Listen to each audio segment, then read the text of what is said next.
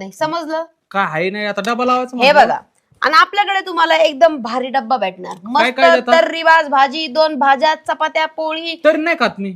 नाही तरी काढून टाकायची. कशी काढायची? हा? माझ्या सेपरेट बनायचं तरी टाकायची नाही डब्यात. बर, जसं पाहिजे तसं मिळेल. मी डोंट वरी. आमच्या भाभी डबा खाऊन बघा, एक नंबर डबा आहे. त्याच्यासाठी मी इकडे आलोय. भाभीचा डबा भारी असून तुमच्याकडे आलोय. कासाठी आलोय? भाभीचा डब्बा काही नाही माझ्या डब्यासमोर. माझा डब्बा एकदा खाल्ला हा. तर तुम्ही बार बार आपने पास आएंगे. समजलं तुम्ही काय जर तुम्हाला? भाभीचा डबा खाल्ला तर तुम्ही तुमची मेस बंद करून भाभीकडे जेवायला जाता. समजलं का? हा, भाभीचा चमचाच दिसतोय जरा. मग भाभीचा डबा खाऊ का तुमच्याकडे येऊ? तर मी काय म्हणते, हा.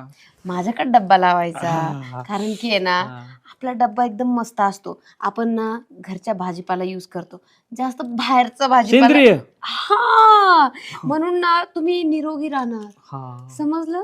रोग होणारच आणि नाही. निरोगी राहिले तर डब्बा बार बार